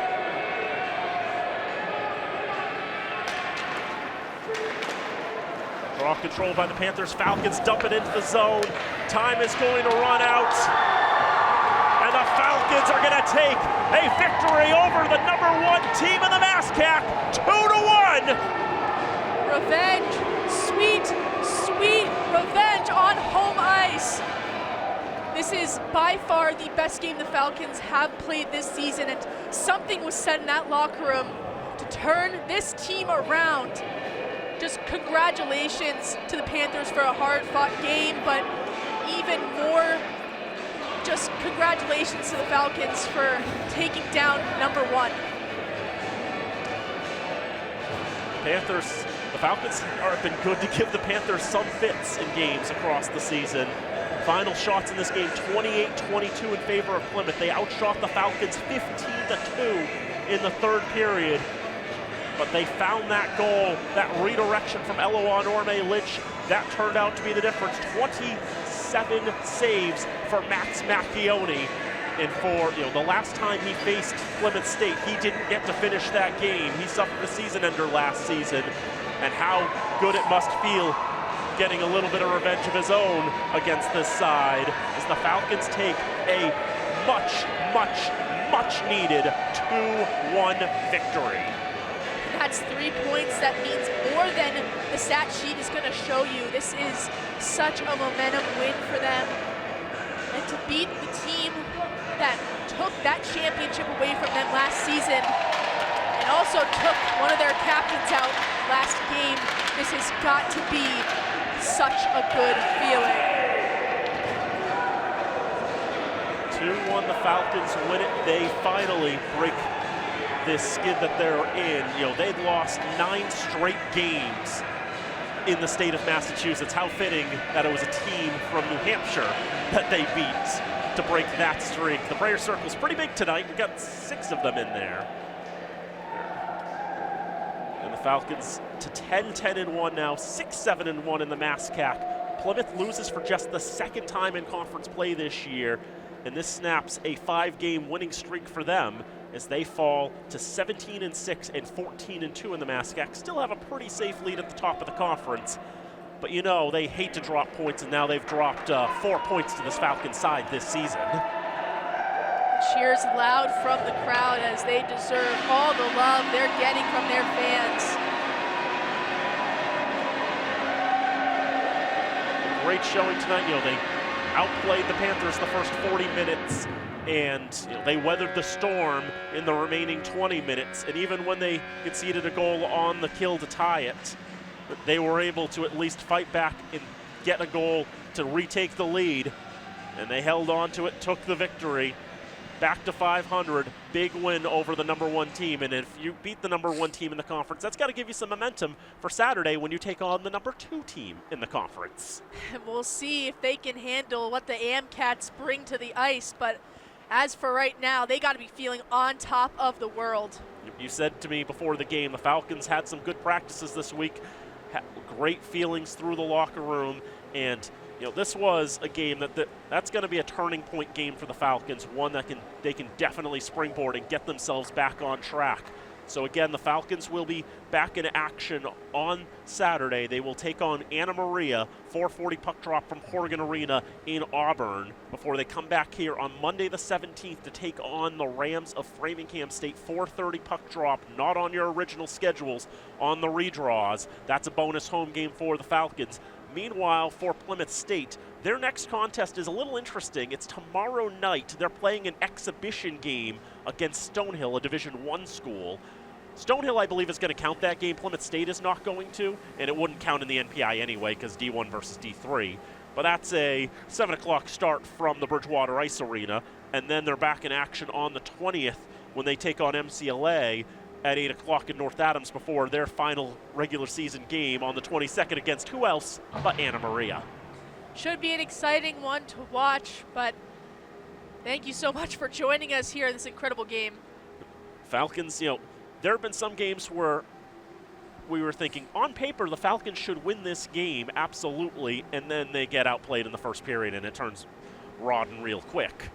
And tonight, though, this was a game where on paper the stats would say the Falcons may have a lot to deal with tonight, a lot to handle with Plymouth State, but no, the Falcons were the better team tonight, and they got the well-deserved 3 points. Sometimes narratives don't all, what you think is going to be the narrative coming in doesn't end up being the narrative at the end of the night. And that might just be the sweetest part of it all, is being able to change the narrative, and the Falcons absolutely did that tonight. Yep. And isn't it more fun to call a game where you think that one team is not the favored team, but that team goes on, plays one of the best games they've played this season, and comes away with a well-earned victory? That's a good feeling for Falcons fans. I think that's a good feeling for all of us. We're going to sign it off here from the Wallace Civic Center. Final score for the final time. It's Fitchburg State 2 and Plymouth State 1. For Travis Falk on camera, for Nola Patty, I'm Daniel Bolak saying thank you for tuning in. Until next time, so long from Fitchburg.